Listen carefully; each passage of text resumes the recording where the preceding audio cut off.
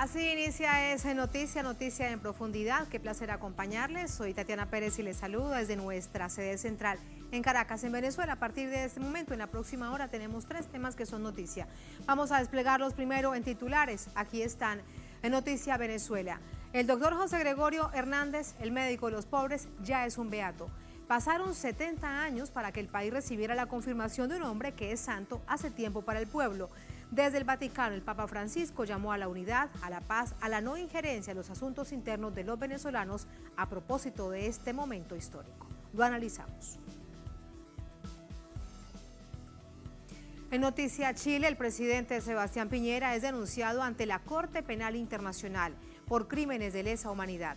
La Comisión Chilena de Derechos Humanos, la Asociación Americana de Juristas y el exjuez Baltasar Garzón informaron que la causa se basa en violaciones de derechos humanos en el marco del estallido social.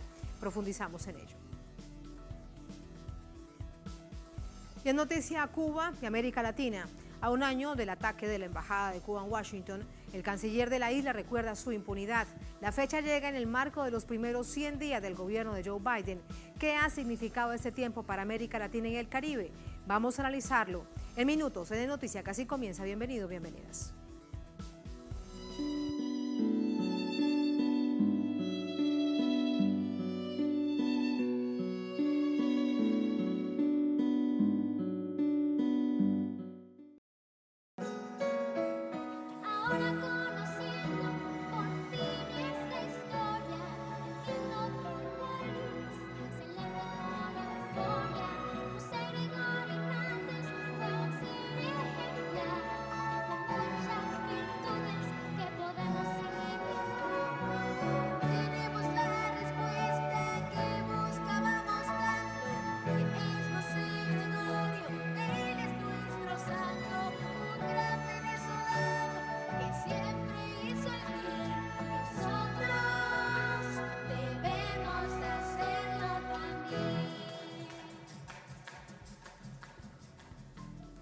En Noticia Venezuela, el primer laico del mundo en estar a un paso de ser santo por la Iglesia Católica es venezolano. La beatificación del doctor José Gregorio Hernández, el médico de los pobres, llega con un mensaje de paz y esperanza en un país asediado por un ilegal bloqueo económico por parte de Estados Unidos. Este viernes, en la iglesia San Juan Bautista de Caracas, se llevó a cabo la misa especial de beatificación del doctor José Gregorio Hernández, llamado afectuosamente el médico de los pobres y con un profundo arraigo en la cultura religiosa venezolana. El ritual eclesiástico fue presentado por el cardenal Baltasar Porras, arzobispo de Mérida y administrador de la Arquidiócesis de Caracas, y dirigido por el nuncio apostólico de la Santa Sede en Venezuela, Monseñor Aldo Giordano. José Gregorio Hernández Cisneros, fiel laico, experto en la ciencia y excelente en la fe, de ahora en adelante sea llamado beato y que sea celebrado cada año en los lugares y según las reglas establecidas por el derecho el 26 de octubre. El largo proceso de canonización o santificación inició en 1949 por el padre Antonio de Begamián y el arzobispo de Caracas, Monseñor Lucas Castillo, aunque fue el Papa Juan Pablo II, 3 décadas después, quien concedió a José Gregorio Hernández los 2 primeros pasos, la declaratoria de siervo de Dios en 1972 y la de venerable en 1986. Luego, en 2013, el presidente Nicolás Maduro visitó al Papa Francisco para solicitar que se retomara su proceso de beatificación. Y es en 2017 cuando un nuevo milagro es suficientemente documentado, el de la niña Yaxuri Solórzano Ortega, herida mortalmente de bala, pero sorprendentemente curada en apenas 20 días, gracias a las plegarias de su madre al médico de los pobres. Es así como en junio de 2020, el Papa Francisco autoriza el proceso, convirtiéndolo en el primer laico de la historia en ser beatificado y en el 4º beato del país. El Papa Francisco envió un mensaje este viernes al pueblo venezolano. La beatificación del doctor Hernández es una bendición especial de Dios para Venezuela. y nos invita a la conversión hacia una mayor solidaridad de unos con otros, para producir entre todos la respuesta del bien común tan necesitada para que el país reviva, renazca después de la pandemia con espíritu de reconciliación. Y pido al Señor que ninguna intervención de afuera les impida caminar este camino de unidad nacional. Venezuela atraviesa un momento complejo, no solo por la pandemia del COVID-19, sino especialmente por un bloqueo ilegal contra su economía, amparado en un decreto injerencista de Estados Unidos. Sin embargo, la beatificación de José Gregorio une hoy a todo el país en un solo sentimiento, el de la esperanza.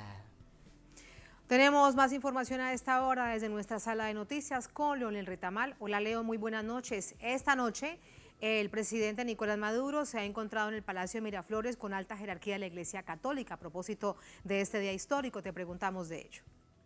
Hola Tatiana, ¿qué tal? Buenas noches. Claro, al finalizar la jornada y en el Palacio de Miraflores, el presidente Nicolás Maduro, acompañado también de la ministra de Interior, que fue el nexo del gobierno con la Iglesia para toda la coordinación y la logística necesaria para este evento, se reunieron con dos altas autoridades de la Iglesia aquí en Venezuela. Por una parte, el nuncio apostólico, el delegado del Vaticano en el país, Aldo Giordano, y con el representante de la Conferencia Episcopal de la Iglesia Católica Venezolana, Baltasar Porras.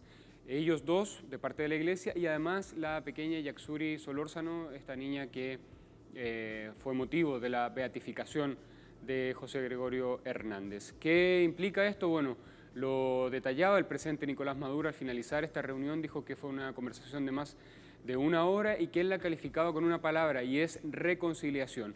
¿Por qué tiene tal peso esa palabra reconciliación? Porque la Iglesia Católica venezolana ha jugado un papel muchas veces político en la vida venezolana y en oposición a la revolución bolivariana, y por lo tanto este momento de encuentro, de estrechar las manos incluso ahí cordialmente en el Palacio de Miraflores, ya ha comenzado a generar muchas lecturas en las redes sociales, en el mundo político venezolano, y bueno, hay que ver cómo se va a desenvolver esto en el transcurso de los días.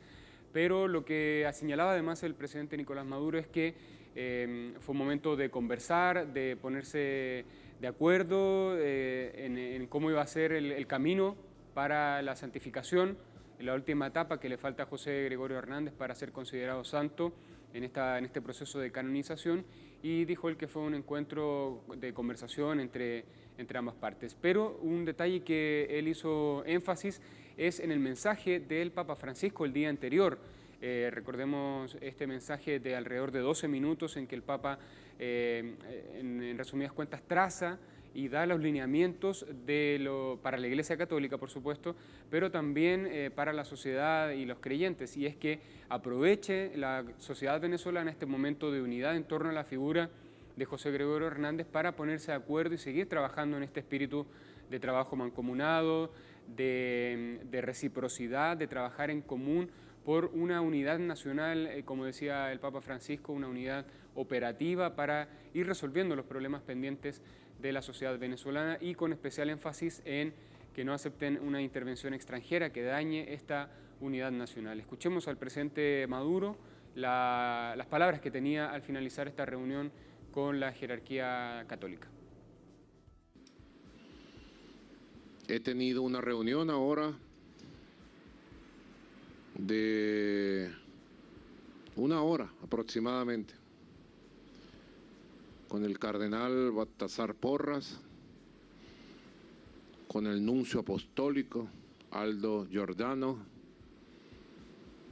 con la niña del milagro del doctor José Gregorio, Yutsari, mi amiga, cantante de 14 años, que vivió la salvación de su vida por la mano de Dios interpuesta a través de José Gregorio Hernández para sanarla de un accidente muy grave que le ocurrió a los 10 años, ya tiene 14 años.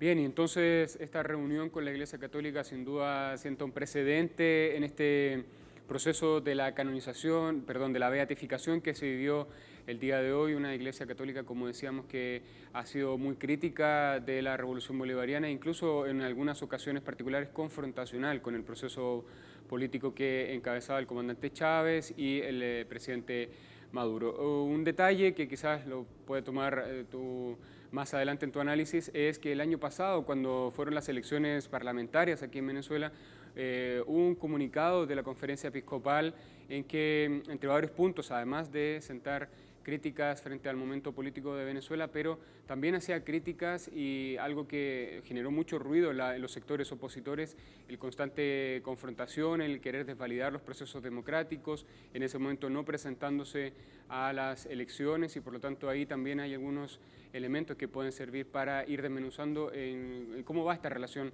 de la Iglesia Católica, si será un nuevo tiempo, una nueva forma de relacionarse, en fin, eso se va a ir viendo en el transcurso de los hechos, Tatiana.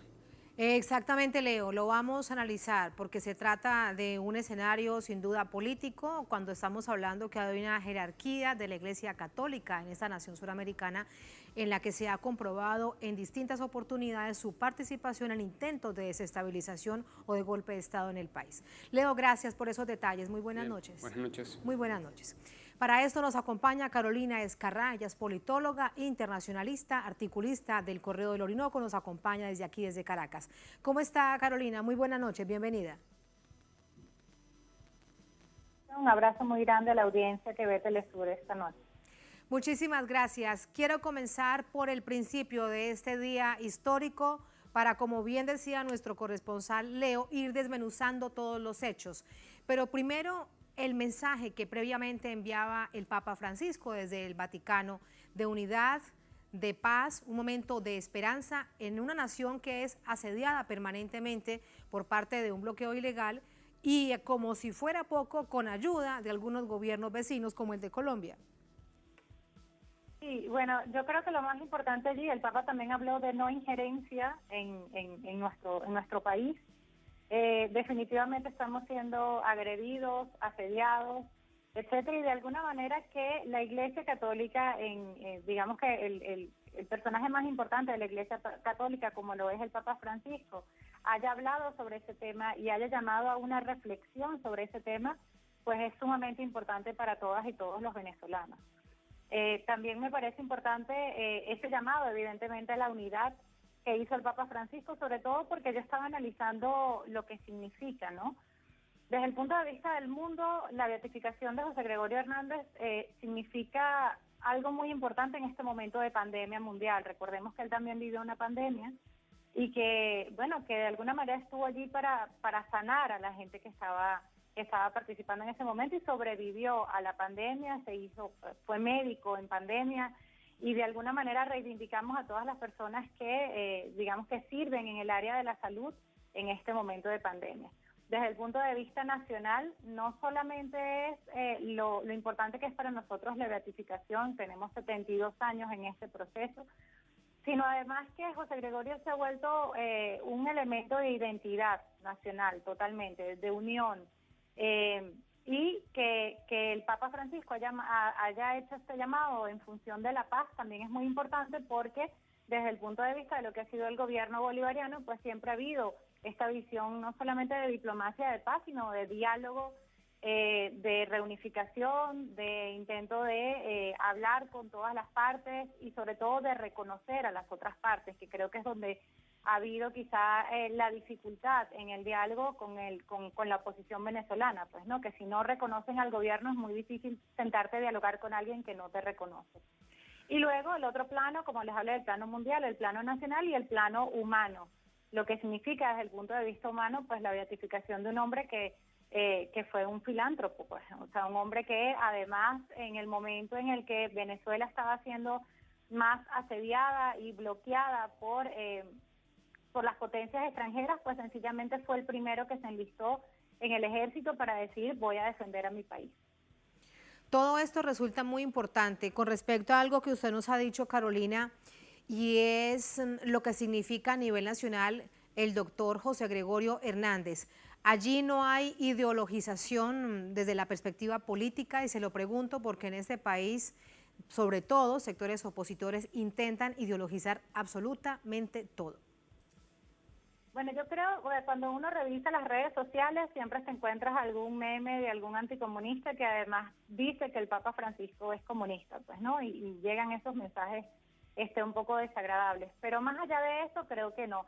Creo que realmente lo que es José Gregorio Hernández, lo que significa Esnotú, lo que significa el santuario de Esnotú, lo que significa el legado que dejó José Gregorio Hernández es algo que es para todos los venezolanos y que realmente no tiene ideología política. Sí, ahora quiero preguntarle a usted lo que ha significado también como un hecho o religioso o político la visita a Miraflores de la alta jerarquía eclesiástica. Si revisamos algunos mensajes también en redes sociales, dicen algunos que se ha hecho el milagro porque hace muchos años estos referentes de la Iglesia Católica en Venezuela pues no visitaban el Palacio de Miraflores, no se encontraban con el presidente Nicolás Maduro, y esta noche eso ha sucedido. El presidente Maduro decía en cadena nacional que fue una reunión de un poco más de una hora, muy cordial, amigable, y él se mostraba muy complacido por ella. Precisamente tenemos las imágenes de algunos de estos representantes de la Iglesia Católica, de la alta jerarquía, que desde el púlpito se han referido de manera política en múltiples oportunidades en contra de la revolución bolivariana, y en otras oportunidades han ido más allá, incluso han acompañado intentos de desestabilización en el país.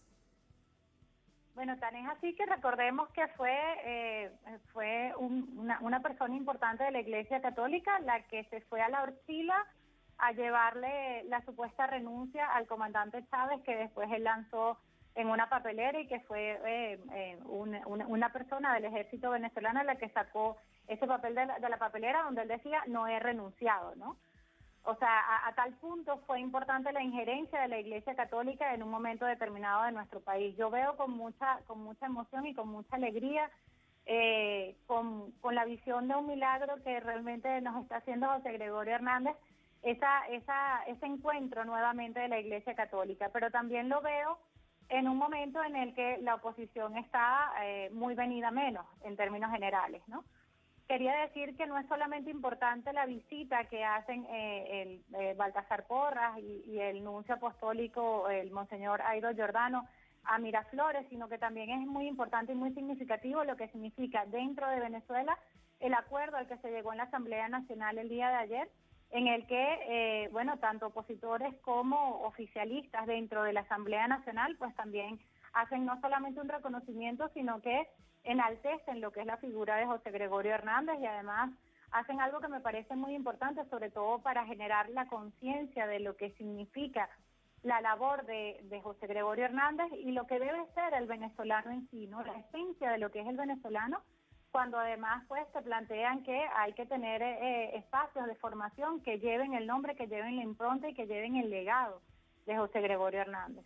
Así que bueno, por supuesto aplaudo lo que es esta visita de Baltasar Porras y del nuncio apostólico a Miraflores, y lo veo como algo muy positivo en adelante. Eso es una muestra de que si hay un reconocimiento del gobierno bolivariano por parte de la Iglesia y sus estructuras a nivel nacional, y bueno, es algo que realmente es positivo para el país.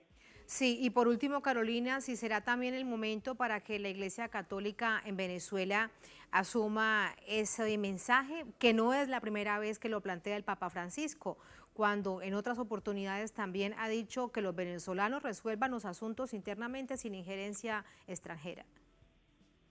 Bueno, sí, eso es muy importante. Lo que pasa es que también tenemos que recordar, y es algo que yo vengo diciendo aproximadamente desde el año 2012, cuando regresé de los Estados Unidos, donde tuve la oportunidad de ser diplomática, tenemos que recordar que la oposición venezolana no se dirige sola y no se maneja sola, que están los Estados Unidos detrás. Tenemos que recordar que hace menos de un mes, el 16 de marzo, el que dirige el Comando Sur, el comandante Craig Faller, ya trazó un mapa de cómo iban a hacer las cosas en el continente y cómo Venezuela seguía significando una amenaza, sobre todo por la relación con China, con la relación con Rusia, con la relación con Irán, porque quieren manejar la idea de que somos un narcoestado y de que somos un estado fallido.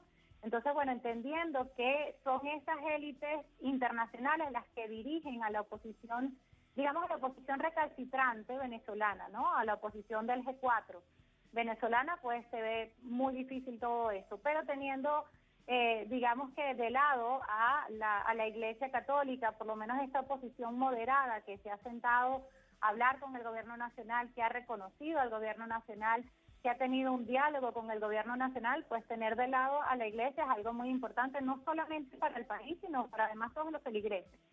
Y creo que es algo que, bueno, que da, como lo dijo el compañero que habló antes, pues una señal de esperanza en el país. Sí, que dé un marco además y margen de tranquilidad en los centros religiosos en el país, que es algo que se ha pedido también muchísimo. Por último, y a propósito, ya esto es un asunto de carácter geopolítico, pero usted lo planteaba, Carolina, que viene además muy bien porque hay que revisarlo desde distintas aristas.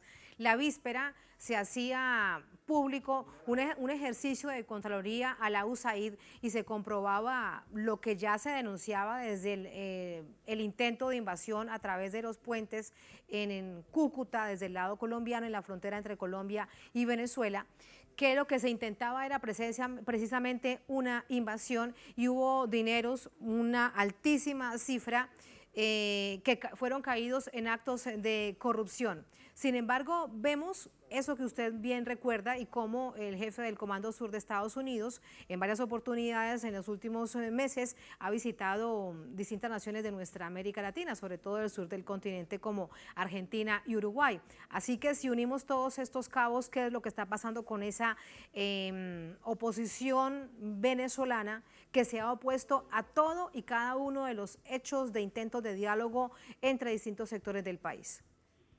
Bueno, esa posición venezolana del G4, yo creo que el principal elemento es que no tiene legitimidad dentro de nuestra nación. O sea, si tuviera legitimidad, habría gente que hubiese salido a la calle cuando ellos llamaron a hacer manifestaciones la semana pasada, ¿no? Entonces, realmente no tiene legitimidad dentro de la nación. Cuando la gente, o digamos que cuando las personas gritan es porque no tienen la razón. Y lo que están haciendo precisamente es elevar gritos de ayuda a sus amos o a sus jefes, porque además sus amos y sus jefes tienen muchos intereses en los recursos de Venezuela, no solamente los recursos de la paja petrolífera del Orinoco, sino los recursos de Sidru y los recursos de monómeros. Recordemos además que Monómeros es una empresa que produce urea, la urea es importante para el narcotráfico en Colombia, y bueno, ahí más o menos vamos haciendo, digamos que colocando todas las relaciones y las asociaciones que hay que hacer en este caso. Lo lamentable aquí no es solamente el interés de los Estados Unidos, sino que hay también un interés de Colombia, hay también un interés de otros países que, bueno, que tienen, digamos que ya sus acuerdos previos con los Estados Unidos para, de alguna manera, ingerir en nuestro país. Por eso vemos todo lo que está sucediendo en el estado Apure. Y además hay algo muy importante, Tatiana, y es que han tratado de como doblegar al venezolano a través del ingreso de toda esta visión paramilitar que existe en Colombia y en otros países que están muy vinculados al tema del narcotráfico, ¿no?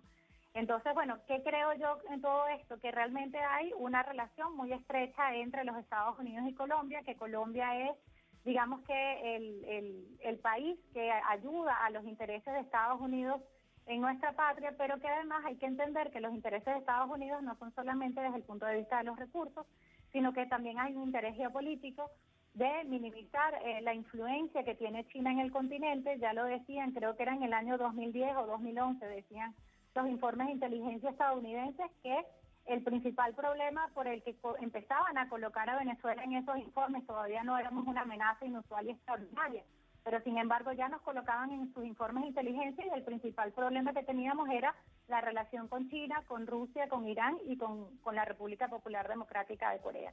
En el documento que hizo el Comando Sur recientemente no mencionan a la República Popular Democrática de Corea, pero sí mencionan a los otros tres países, pues, ¿no? Sí. Entonces eso es algo importante analizarlo desde el punto de vista geopolítico. Sin duda, todo esto es muy importante. En un día histórico es la reflexión necesaria. Muchísimas gracias, Carolina, por ello. Muy buenas noches. Gracias a ustedes por la invitación. Feliz noche. Feliz noche, muchas gracias. Así nos vamos a la primera pausa en esta emisión de Es Noticia. Al volver en Noticia Chile, el presidente Sebastián Piñera es denunciado ante la Corte Penal Internacional por crímenes de lesa humanidad. La Comisión Chilena de Derechos Humanos, la Asociación Americana de Juristas y el ex juez Baltasar Garzón informaron que la causa se basa en las violaciones de derechos humanos en el marco del estallido social de 2019. Son hechos que analizamos al volver en Es Noticia.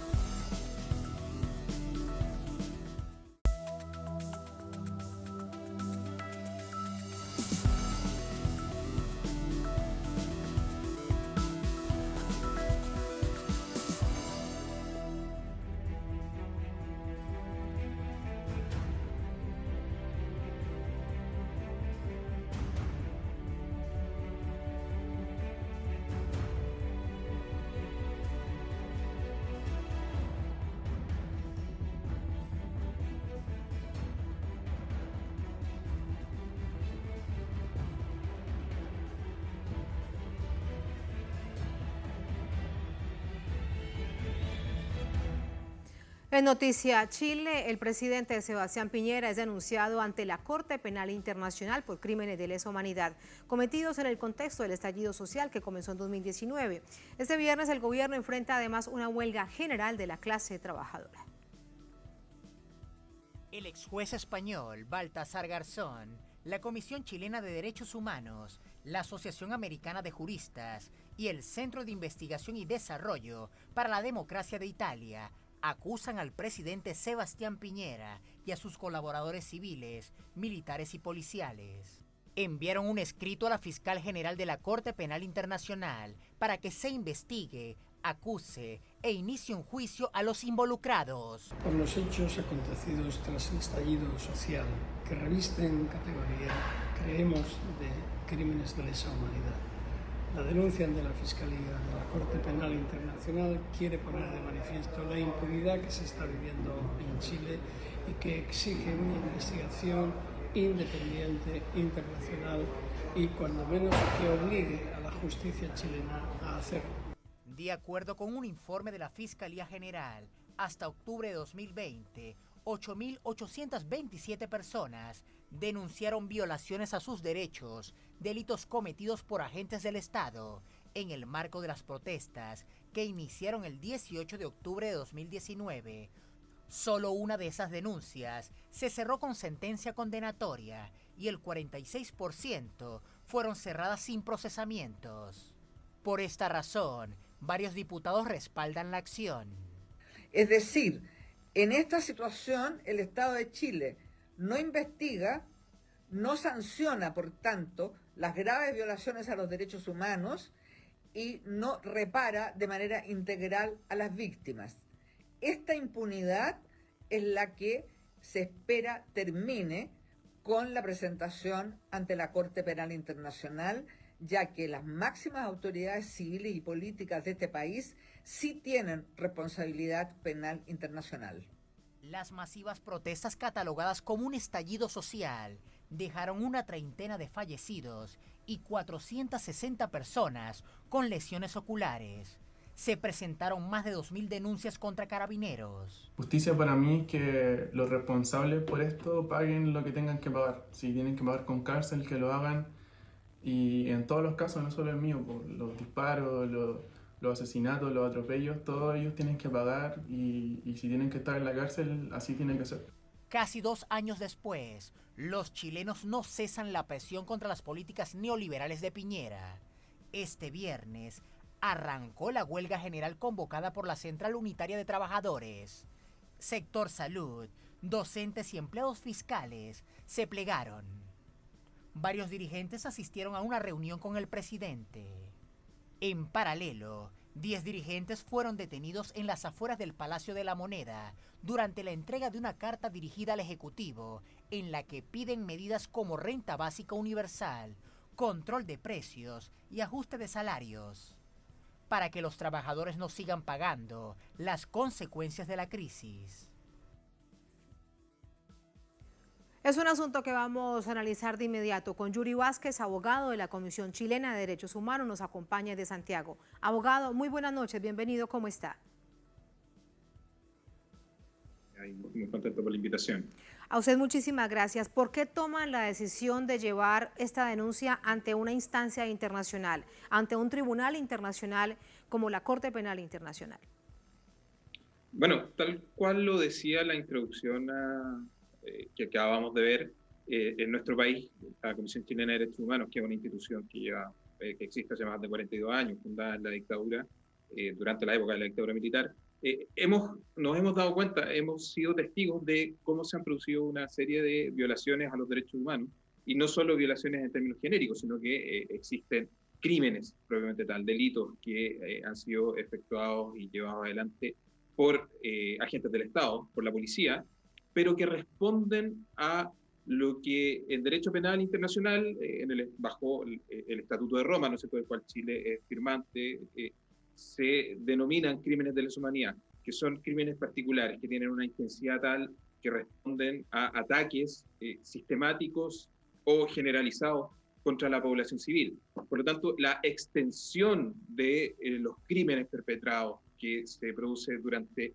un periodo de tiempo que abarca desde el 18 de octubre de 2019 en adelante, hasta hace muy poco tenemos casos, pero también la intensidad, tenemos torturas, tenemos mutilaciones, traumas oculares de distinta índole, nos ha generado la convicción de que al no existir una disposición por parte de las instituciones dedicadas a la persecución y la investigación penal en nuestro país, debemos requerir la intervención de la justicia penal internacional. ¿Por qué no recurrir, por ejemplo, a una instancia latinoamericana como la Comisión Interamericana de Derechos Humanos para que luego se pase con petición de denuncia a la Corte Penal, a la Corte IDH, perdón? Y se lo pregunto porque cuando hablamos de la Corte Penal Internacional, los procesos son extremadamente largos, abogado. Sí, pero los procesos llevados ante la Comisión Interamericana en primer lugar para su evaluación y la Corte Interamericana posteriormente tampoco son procesos rápidos y no son procesos express. Y el punto es el siguiente, nosotros creemos que la responsabilidad de Sebastián Piñera y de sus ministros, de los directores o exdirectores generales de Carabineros, es de una intensidad de tal magnitud y que se encuentra a su vez tipificada en el Estatuto de Roma, que es necesario activarlo. Nosotros necesitamos plantearle a la comunidad internacional que están, como les digo, no son vulneraciones a los derechos humanos que ya de por sí son gravísimas, sino que son crímenes de lesa humanidad. Son las violaciones más graves que se cometen contra las personas en cualquier lugar del orbe, y por lo tanto ameritan una investigación para la cual la Corte Penal Internacional fue creada. La Corte Penal Internacional fue establecida por el Estatuto de Roma en 1998 para investigar precisamente a las máximas jefaturas, a las máximas jerarquías. En eso es heredera de los tribunales de Nuremberg, ¿no es cierto?, de Yugoslavia, y por lo tanto es un estatuto y una norma internacional que requiere ser aplicada, y como les digo, de la cual Chile es firmante, por lo tanto es responsable en esos términos ante la comunidad internacional. Y el Estado y el encargado en este caso, que es el presidente Piñera, es el máximo responsable. Le dejo una pregunta planteada. ¿Cómo queda entonces en este sentido la justicia interna, la justicia chilena? Pero permítame unos minutos porque vamos a ir con nuestra corresponsal Paola Dragni a otro punto de Santiago. Hay más hechos en este contexto que también marcan el producto del estallido social. Hola Paola, muy buenas noches. Una huelga de trabajadores. Adelante. Buenas noches, Tatiana, ¿cómo estás? Un gusto saludarte, también un saludo para Yuri. Estamos en la Plaza Ñuñoa, empezó el toque de queda hace 11 minutos y fuimos testigos de cómo Carabineros las arremetía contra un grupo de adolescentes, 15, 16, 17 años, que estaban bailando en la Plaza Ñuñoa y bueno, con esa represión que ya se ha instalado en Chile. Pero antes de hablarte yo quiero presentarte a alguien, ella se llama Fanny López, es abogada de derechos humanos, nos vio no eres de derechos humanos, es abogada, pero es hija de una víctima de la dictadura. Y se nos acerca porque estaba justamente viendo Telesur y nada, quiero simplemente que la escuches y Yuri también que la escuchen a ella respecto de la experiencia que tiene en la dictadura Augusto Pinochet y en lo que ella llama la dictadura hoy día de Piñera. Gracias por acercarte a nosotros. Gracias, buenas noches. Mira, lamentablemente siento que estamos nuevamente en una situación, en una dictadura cívico-militar, como tuvimos en la época de Augusto Pinochet, el dictador de Pinochet, donde yo lamentablemente soy hija de un ejecutado político, donde nunca se encontraron a los asesinos de mi padre, donde nunca fue nadie a la cárcel por los asesinos de mi padre. Y siento que ahora estamos en las mismas circunstancias.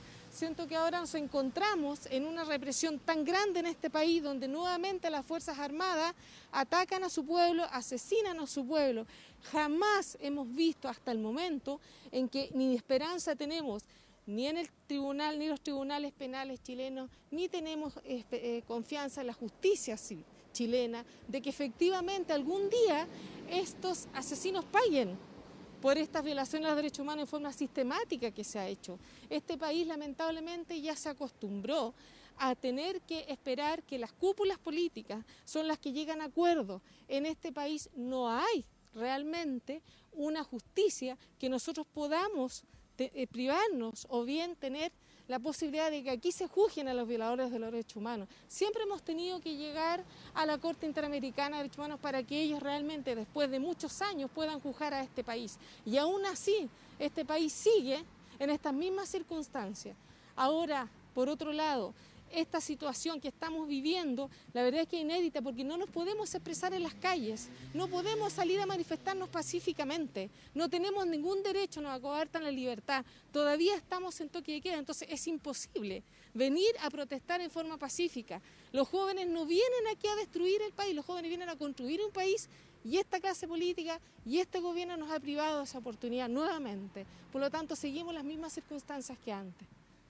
Fanny, te agradezco muchísimo. De hecho, Fanny, si en este minuto pasa un carabinero, se va detenida porque ya vamos 15 minutos. Fanny, agradecerte tu cariño, además, haber venido. Nos abordó mientras estábamos preparándonos para el pase, justamente porque sabe de esta demanda o este inicio de demanda en la Corte Penal Internacional y es algo de la esperanza que necesita el pueblo chileno. Hija de un ejecutado político, no hay culpables, no hay reparación y tampoco la hay en los traumas oculares en más de las 500 personas que desde octubre del 2019. Por tanto, el paro de hoy estuvo teñido también de esa sensación de impunidad permanente acá en Chile, pero además con detenciones de sindicalistas que trataron de llegar al Palacio de la Moneda y después con un encuentro, Tatiana, que hay que decirlo, la presidenta del Senado fue a hablar con el presidente Sebastián Piñera y después a la Central Unitaria de Trabajadores en una visita sorpresiva que no ha sido bien recibida porque se siente, se huele alguna especie de acuerdo, algo que no ha dejado conformes a los movimientos sociales que intentaron protestar hoy día en el marco de este paro nacional, pero que sin duda no lo lograron. Tufillo de chantaje con esa reunión. Paola, muchas gracias por contarnos todo esto, por entregar el micrófono a esta abogada, pero me quedo preocupada porque si se la va a llevar Carabineros cuando han pasado ya no 15 sino 20 minutos, que se quede con ustedes hasta que pueda llegar a casa, porque será una más de las detenidas entonces hoy, exactamente Paola, una más de las detenidas hoy en Chile después del toque de queda. Gracias Paola, buenas noches. Así es. Abogado, ¿escuchaba usted ese testimonio? Se lo pregunto, ¿lo escuchaba? Sí. Bien, Sí. allí entonces la pregunta, dejamos la que ya había planteado para dentro de unos minutos y la pregunta es ¿cuánto se parece esta situación nacional del gobierno de Piñera a la dictadura de Augusto Pinochet? A ver, para empezar hay similitudes que dicen relación con lo que hemos planteado nosotros en nuestra denuncia, ya las graves vulneraciones a los derechos fundamentales, a los derechos humanos y la comisión de crímenes. ¿Ya? Es importante también hacer esa separación. ¿Por qué es importante? Porque las vulneraciones a los derechos fundamentales tienen una extensión que es mucho más masiva, ¿no es cierto?, que afecta a todo el país, a todo el pueblo de Chile. Y eso lo hemos visto desde la historia de nuestro país, con vulneraciones que dicen relación con la seguridad social, por ejemplo, que hoy día está absolutamente privatizada, está en manos de la AFP, pese a que los defensores del sistema se cansan de repetir que los sistemas distintos están fracasados, pero bien sabemos que desde el año 1981 en adelante se privatizaron 30 sistemas de seguridad social en el mundo y 18 ya revirtieron esa decisión. Entonces los sistemas privados son los que están fracasando y no hay seguridad social en nuestro país. El derecho al agua está absolutamente privatizado, vulnerado, no hay vivienda adecuada. Por lo tanto, las vulneraciones a los derechos fundamentales, a los derechos humanos de las personas ya son la parte constitutiva nuclear de las políticas públicas y en específico de este gobierno. Pero si a eso, y si esa manifestación profunda del neoliberalismo le sumamos todo aquello que dice con el ataque sistemático, violento, represivo contra la población civil, contra las personas que se manifiestan justamente contra el sistema, tenemos una combinación que lo hace muy semejante, ¿ya? Muy semejante. La democracia no es solo forma, la democracia es contenido también. Y este gobierno de Sebastián Piñera, si bien fue electo democráticamente, si bien hay un Congreso que está funcionando, ha vulnerado el contenido democrático de nuestro país, acercándose efectivamente a lo que han desarrollado dictaduras, ¿no es cierto? Y sobre todo como la experiencia que tenemos en Chile con una de las dictaduras más brutales que se ha conocido en el mundo. Y además porque mantiene a muchos de los personeros, muchos de los personajes que formaron parte de esa dictadura cívico-militar, trabajando como asesores del gobierno, como ministros, ¿no es cierto? Y también con vinculaciones al gran empresariado que fue parte y que se enriqueció gracias a la dictadura de Pinochet y que hoy día es uno de los pocos aliados que le va quedando al presidente Piñera. Esa es parte de la indignación que se sigue expresando en las calles. Ahora, abogado, la pregunta que le planteaba, cuando se anuncia una denuncia internacional ante la Corte Penal Internacional, algo pasa con la justicia interna de un país. ¿Qué pasa con la justicia chilena? ¿Qué pasa con los tribunales chilenos? Nosotros como Comisión Chilena de Derechos Humanos somos querellantes y defensores en una multitud de causas que tienen relación con el estallido social, ¿no es cierto?, con víctimas y también contra represores, contra agentes represores. En Chile existe la Ley 20.357, que es una suerte de bajada del Estatuto de Roma, ¿no es cierto?, que es la aplicación para Chile del Estatuto de Roma de la Corte Penal Internacional, donde se tipifican y se sancionan los crímenes de lesa humanidad. Sin embargo, el Ministerio Público, que es el ente persecutor en nuestro país, y los tribunales no se han hecho cargo de la existencia de esta ley. No existe ninguna denuncia o ninguna acción ejecutada por ninguna investigación formalizada por el Ministerio Público haciéndose cargo de la existencia de crímenes de lesa humanidad en Chile. El INDH, el Instituto Nacional de Derechos Humanos, por ejemplo, su director ha dicho que no se dan los requisitos de sistematicidad o de generalidad. Sin embargo, nosotros estamos absolutamente en desacuerdo y hemos sostenido junto a otros, hay organizaciones también y actores, abogados particulares que han denunciado la magnitud de los hechos, tanto crímenes contra la humanidad. Lo que nosotros hemos constatado y que forma parte fundamental de nuestra denuncia es que de todas las investigaciones que se han llevado adelante contra agentes del Estado, contra carabineros, contra la policía, cerca del 93% de las denuncias son contra agentes policiales. De todo ese universo, que suman un total de 11.488 denuncias que hemos podido recabar en nuestra investigación de más de un año, el 55%, según informes del propio Ministerio Público, ha cerrado sus investigaciones sin arribar a resultados. Entonces, ahí hay una disposición a no investigar. Pero el Ministerio Público dice, la verdad es que no hemos podido recabar los testimonios de las víctimas han tenido temor, los testigos han tenido temor, pero el Ministerio Público tiene todas las facultades para decretar medidas de protección y de resguardo, tanto a las víctimas como a los testigos, para llevar adelante estas investigaciones. Solo por ejemplificar, el fiscal nacional, que es la máxima autoridad de investigación en nuestro país, designó a una fiscal especial para que investigara, a la fiscal Claudia Peribancic, para que investigara las eventuales comisiones de este tipo de delitos. Y solo ha llevado adelante, ha acumulado la investigación de 6 de estas causas. Nosotros como Comisión Chilena de Derechos Humanos somos querellantes en 60. Con todo esto, Sí, claro, con todo. entonces hay una diferencia, lo que nosotros llamamos una asimetría entre la investigación que se lleva contra los manifestantes, que más de 400 han sido sujetos de prisión preventiva, versus los 90 casos sujetos de medidas cautelares que son agentes del Estado. Con todo esto, hay una palabra que sin duda marca entonces las razones de por qué se lleva esta denuncia a la CPI. Esto es un asunto de impunidad. Impunidad porque hay un sistema judicial que no actúa, con el ejemplo que usted además nos acaba de dar. De hecho, sí, seguimos viendo distintas organizaciones que exigen que estos jovencitos, la mayoría de ellos jóvenes presos políticos, que sean dejados en libertad porque son parte también de toda esa manipulación judicial como ha sido denunciada. Abogado, muchísimas gracias. Muy buenas noches. Muchas gracias a ustedes por la invitación. Muy buenas noches. Muy buenas noches y gracias. Así nos vamos a la última pausa en esta emisión de Es Noticia. Al volver en Noticia Cuba y América Latina, a un año del ataque a la Embajada de Cuba en Washington, el canciller de la isla recuerda su impunidad. La fecha llega en el marco de los primeros 100 días del gobierno de Joe Biden. ¿Qué ha significado ese tiempo para América Latina y el Caribe? Vamos a analizarlo al volver en Es Noticia.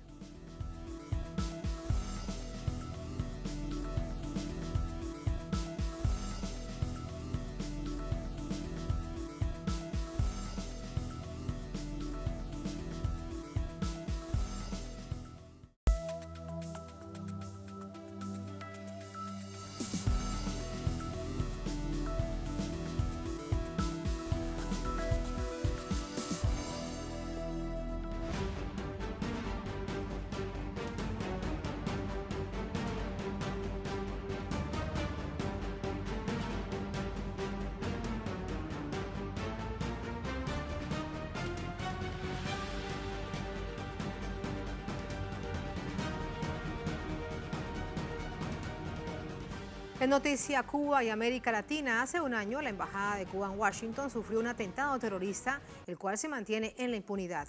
La fecha se recuerda a 100 días del gobierno de Joe Biden. ¿Cuál ha sido su política hacia la isla y hacia nuestra región, hacia América Latina y el Caribe? Vamos a revisarlo. Se cumple un año del ataque a la Embajada de Cuba en Washington, agresión que la Casa Blanca se niega en reconocer como una acción extremista. El canciller de Cuba, Bruno Rodríguez, en su cuenta de Twitter recordó: hace un año, la Embajada de Cuba en Estados Unidos fue objeto de un ataque armado con fusil de asalto. El gobierno de Estados Unidos aún rehúsa calificarlo como acto terrorista. Sin embargo, tiene la desvergüenza de calificar al Estado cubano como patrocinador del terrorismo. En este contexto, se cumplen los primeros 100 días de mandato. El presidente Joe Biden, en su política exterior hacia América Latina, no muestra significativos cambios respecto a su predecesor, Donald Trump. Con Cuba, Biden sostiene la misma retórica de la administración Trump y que lleva el Pentágono desde hace 60 años. Un criminal bloqueo que se agudiza en la coyuntura por la COVID-19. Cerco económico que en el seno de la Asamblea General de ONU ha sido rechazado de manera casi unánime a lo largo de 6 décadas. En relación a México y el tema migratorio, la detención de migrantes alcanzó niveles récord y a pesar de haber prometido una reforma estructural, los migrantes siguen sufriendo vejaciones y violaciones de derechos humanos. Incluso, Biden le ha dado la espalda a las propuestas que ha realizado el gobierno de Andrés Manuel López Obrador para mejorar el estatus migratorio.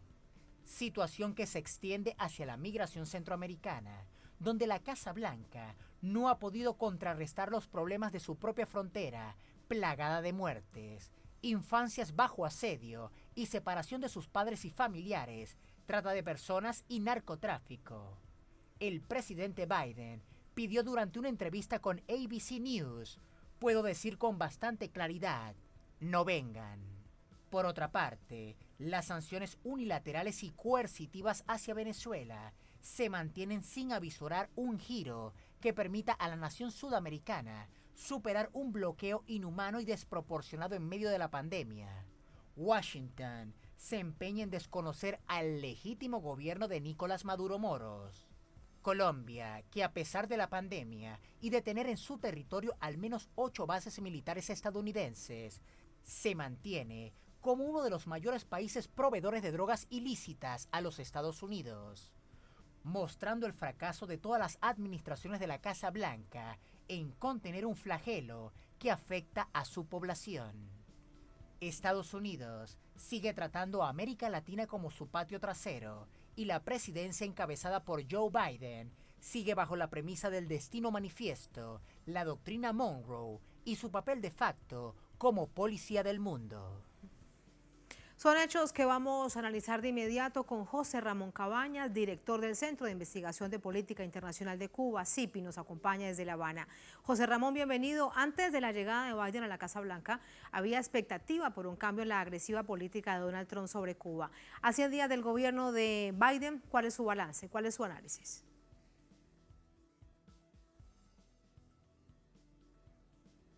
Bueno, buenas noches, Tatiana, a ti y a tu audiencia. Agradecemos la oportunidad y estas preguntas que nos hace. Nosotros acabamos de concluir hoy un evento precisamente sobre los 100 días de Biden, donde han participado un grupo de expertos de América Latina. Hemos tenido el apoyo del Centro PROLAN de la Universidad de Sao Paulo y de los colegas de Claxo, y se ha hecho en conjunción con el Centro de Investigaciones sobre Política Internacional de Cuba. Esta ha sido, evidentemente, una de las preguntas que no hemos hecho, en la que hemos tenido además coincidencia en la respuesta. Como se recordará, durante la época de Trump se aplicaron 240 medidas coercitivas contra Cuba, 55 de ellas durante la pandemia. O sea, ignorando el efecto que ha tenido la pandemia sobre todo, y en lugar de hablar de cooperación, lo que se hizo fue reforzar el bloqueo contra Cuba. A última hora, un Trump derrotado volvió a incluir a Cuba en la lista de los países que supuestamente apoyan el terrorismo, violando todos los mecanismos de consulta interagenciales. Fue una decisión al futuro gobierno dejar la situación con Cuba lo más complicada posible, de manera que fuera difícil revertir lo que había sucedido, las medidas tomadas durante la administración Trump. Lamentablemente, hasta hoy, ninguna de esas medidas ha sido rectificada. No hay una claridad en qué curso tomará la relación bilateral, y hasta hoy lo que hemos visto es más continuidad que ruptura con la época anterior. Precisamente sobre Estados Unidos, José Ramón, se cumple un año del ataque terrorista contra la Embajada de Cuba en Washington, la capital estadounidense. ¿Sigue en la impunidad? ¿Cuál ha sido el seguimiento que ustedes le hacen?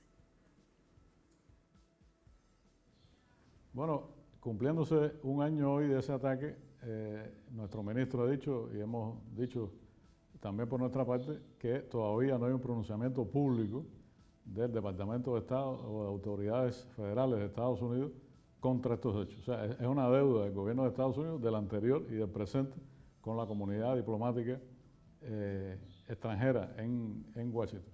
En estos días se ha traído por los pelos nuevamente el asunto del mal llamado síndrome de La Habana.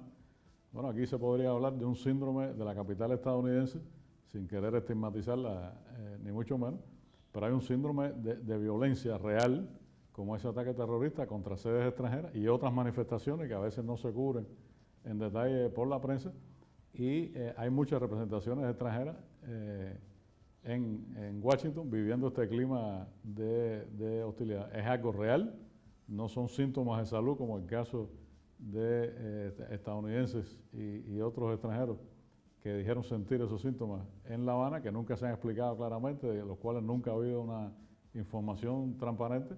En la capital estadounidense, sin embargo, se vive un clima de deterioro social y hostilidad aprobada.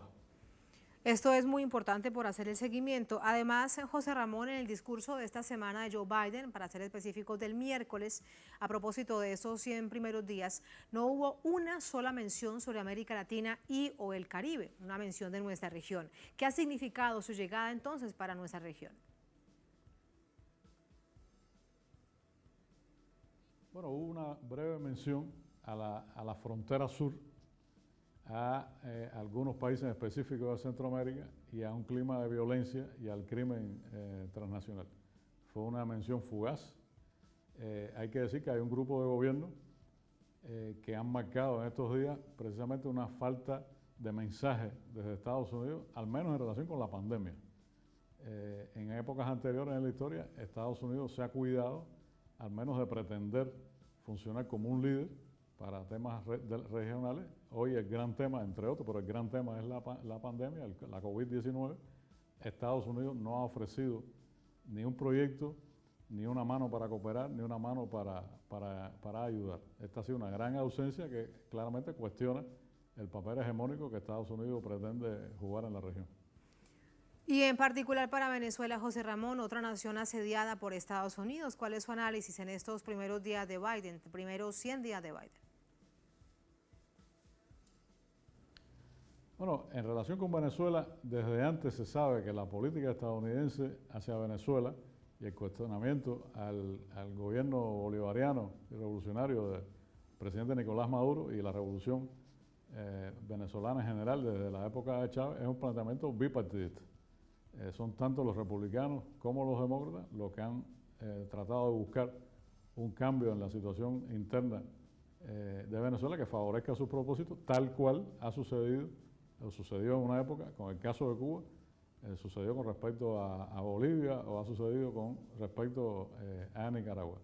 La política de Estados Unidos hacia América Latina ha sido ejercer hegemonía y cualquier voz, cualquier país, cualquier partido que ha apuntado en sentido contrario se ha convertido en el gran enemigo. Hasta ahora, respecto a Venezuela, lo que se ve es una continuidad de la misma política, quizás por otros medios. Quiero preguntarle ahora por México, ¿cómo evalúa usted la relación entre estos vecinos, entre México y Estados Unidos? El presidente López Obrador procura la diplomacia, pero vemos cómo el gobierno de Biden lo presiona, tal como sucedía con Trump, para que contenga la migración centroamericana. Sí, la relación con México es uno de los temas que tratamos en el evento. Contamos con la presencia del profesor Jaime Preciado, que la detalló y la manejó con mucha precisión. Ha sido siempre una relación compleja, entre otras cosas porque Estados Unidos mantiene ocupado más de la mitad del territorio de lo que fue México. Hay una altísima población de origen mexicano en Estados Unidos, no porque emigraron, sino porque estaban ahí cuando la frontera cambió de lugar y han tenido su descendencia. Son países que tienen un cierto nivel de interdependencia en cuanto a desarrollo de proyectos conjuntamente, influencia económica a ambos lados de la frontera. Sin duda el tema migratorio, que no es de hoy, es un tema viejo y México sufre el impacto de flujos migratorios a través de ambas fronteras, su frontera sur y su frontera norte, camino a Estados Unidos. México es un país de paz. El presidente López Obrador, como es lógico, ha buscado la paz y ha sido un actor de paz en el ámbito regional y es una relación que transita por distintos aspectos. Hoy, como decía, hay un énfasis en el tema migratorio que incluye no solo a México, a otros países de la región y esperemos que México pueda desarrollar su agenda bilateral con Estados Unidos como se han planteado. Por último, José Ramón, para el gobierno de Biden queda bastante claro que sus principales enemigos siguen siendo Rusia y China, cada vez más activos, también lo vemos de manera evidente en su relación con gobiernos de nuestra América Latina. ¿Qué escenario entonces plantea eso en el gobierno de Biden? Bueno, aquí hay temas de carácter respecto a China y a Rusia que van desde lo económico, comercial, militar, de seguridad, tecnológico, de eficiencia. Han sido 100 días en lo que han primado más las declaraciones y los propósitos y algunas acciones simbólicas. Estamos hablando, en este caso, de China y Rusia, dos países que tienen proyectos hacia futuro estructurados, con plazos determinados para avanzar por varios caminos en dichos temas. Se sabe, Estados Unidos sabe, que China va a ser la primera potencia económica en un espacio muy breve de tiempo. Está haciendo recorrido y logra objetivos de carácter tecnológico que van desde las comunicaciones hasta espaciales, médicos y de otra índole. Y China llega a lugares, a propósitos que Estados Unidos ha demostrado que no puede llegar. Sucede en cierta medida con Rusia. Debemos recordar cuando hablamos de los 100 días de Biden, cosas que pasaron en los últimos 4 años, un poco más atrás, en el 2008, la gran crisis económica que explica algunos de los fenómenos que se dan actualmente, pero también debemos recordar que Estados Unidos está saliendo ahora de una guerra contra el terrorismo que se declaró hace 20 años, que no ganó, que ha tenido impacto profundo en la sociedad estadounidense, no solo en cuanto a pérdidas humanas, impacto social, sino pérdidas económicas que se reflejan sobre su economía. Estados Unidos está pretendiendo salir de ese impacto. China y Rusia andan por otro camino y aumentan las relaciones en la región, claramente. Quizás el caso más transparente sea el de China en términos que tiene grandes inversiones y grandes recursos comerciales con países de la región que son claros aliados de Estados Unidos. Esta es una tendencia que continuará y será cada vez más difícil ver la oferta o la contraoferta o qué acción puede tomar Estados Unidos respecto a esta ofensiva. Así lo despido con esa reflexión. José Ramón, muchas gracias. José Ramón, gracias. Muy buenas noches. Entonces, Tatiana, nuevamente agradecerte a ti y a tu equipo de producción esta oportunidad, esta conversación, la promoción que ha hecho Telesur de nuestro evento de los 100 días, que aprovechamos para decir que es una primera oportunidad y que el intercambio entre el Centro de Investigaciones de Política Internacional de Cuba y otros centros regionales, sobre todo de la región latinoamericana, continuará en el futuro alrededor de este tema y otros temas que sean de mutuo interés y que podamos identificar. Muchas gracias. De muchísimo interés. Muchísimas gracias, José Ramón. A ustedes gracias por habernos acompañado. Así ponemos punto final a esta emisión de Noticia. Un placer como siempre. Nos encontramos el próximo lunes, 8:30 de la noche local aquí en Caracas, en Venezuela. Hasta la próxima entonces. Sigan con nosotros.